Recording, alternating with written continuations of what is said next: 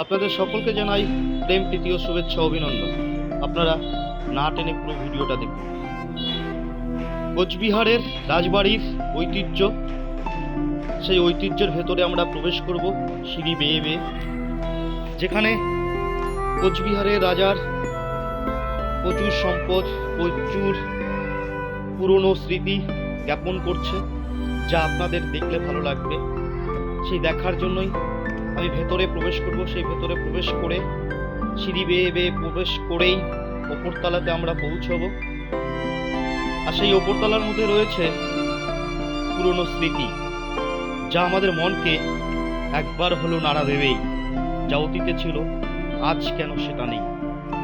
আজকে আমরা অনেক আধুনিক হয়েছে ঠিকই, কিন্তু যেখানে এত কিছু ছিল অতীতে, কোচবিহার রাজা এত কিছু তৈরি করেছিল, সেগুলোই দেখাবো। এখন আমরা উপরতলাতে এমন একটা জায়গা যেখানে নো এন্ট্রি লিখে রেখেছে। ওই পাশটায় রয়েছে প্রচুর গুপ্ত, যেগুলো দেখানোর জন্য নিষেধই রেখেছে। সেই সঙ্গে আমরা এখন বিভিন্ন মানুষ যে এসছে, তারা ঘুরে ঘুরে দেখছে অত্যন্ত কৌতূহলের সাথে। এখন আমরা রুমে প্রবেশ করে যে জায়গাটি দেখব, যে কোচবিহারের রাজবাড়ি, সেই রাজবাড়ির যে তৈরি হয়েছে এবং কোচবিহারের রাজার ছবি, সেই ছবির মধ্যে ফুটে উঠেছে বিভিন্ন পুরনো স্মৃতি, যে স্মৃতি আমাদের মনকে একবার হলেও নাড়া দেয়। এই যে ছবিটি, কোচবিহারের রাজা রাজবাড়ির একটা প্রতিকৃতির ছবি, সেই ছবিটি সত্যি অতুলনীয়। প্রত্যেকটা মানুষ ঘুরে ঘুরে দেখছে আর মজা নিচ্ছে।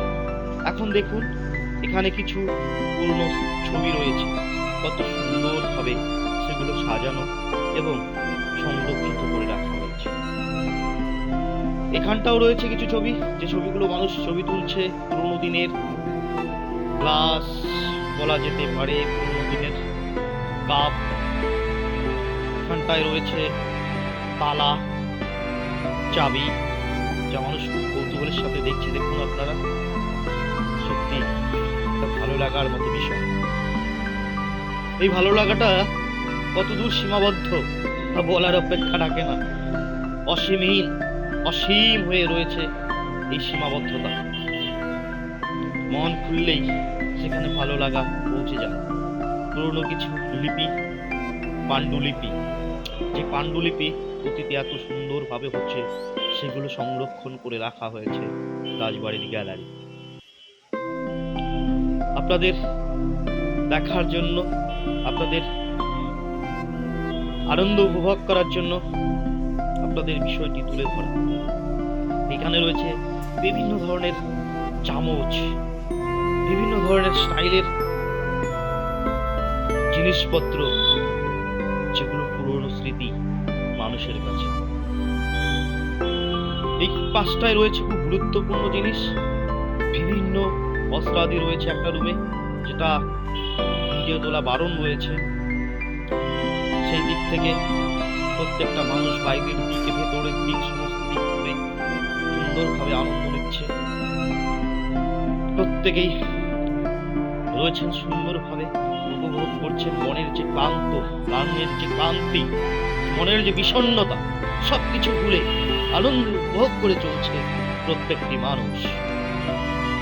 দেখুন কতটা আনন্দের সহিত তাদের আনন্দ ঘন মুহূর্ত কাটাচ্ছেন। ঠিক এই দিকটাও রয়েছে। এবার বাইরের জগৎটা, রাজবাড়ির বাইরের জগৎটা, একটা প্রকৃতি, সুন্দর প্রকৃতি, সবুজ প্রকৃতি ফুটে উঠেছে, মনের মধ্যে আলোড়ন দিয়ে যাচ্ছে। যদি আমরা সেখানে থাকতে পারতাম, আসলে সম্ভব নয়। ভেতরের পাটটাতে বিভিন্ন ভাবে সাজিয়ে উঠেছিল যে রাজবাড়ি, যে রাজবাড়ির প্রত্যেকটা কলা কৌশলী, যে শিল্প, যে শিল্পীরা তৈরি করেছিলেন এত সুন্দরভাবে, যে সুন্দরতা ফুটে উঠেছে এই রাজবাড়ির ভেতরে। এই রাজবাড়ি দেখুন বাইরের জগৎটা কতটা নিপুণ ভাবে কলা কৌশলীর মাধ্যম দিয়ে রাজবাড়িকে সুন্দরভাবে সাজিয়ে তুলেছিলেন সেই অতীতের শিল্পী না। আজকের দিনেও ঘর বাড়ি হচ্ছে, কিন্তু তদানীন্তন সময়ের যে ঘর বাড়ি আর আজকের দিনের ঘর বাড়ির মধ্যে কতটা আলাদা। দেখুন তার রুমগুলো, প্রত্যেকটা রুমের মধ্যে কেমন সুন্দরভাবে বাইরের দিক এবং ভেতরের দিক অপরূপ সুন্দরে বর্ণিত হয়ে ফুটে উঠেছে। ভেতরের রুমগুলো, বাইরের রুমগুলো কত সুন্দর। আসলেই এটা কোচবিহারের একটা ঐতিহ্য, কোচবিহারের সম্পদ, কোচবিহারের মনোরম আনন্দ ঘন মুহূর্ত। যে কোচবিহারের রাজা ছিলেন, কোচবিহারের ঐতিহ্য আছে। কোচবিহার ভারতবর্ষের অন্যতম একটি দেশের অংশ হলেও কোচবিহার কোনো দিক দিয়ে যে পিছিয়ে নেয় তারই একটা নিদর্শন। আশা করছি আপনারা যদি এখানে আসেন অবশ্যই আপনাদের ভালো লাগবে। Thank you.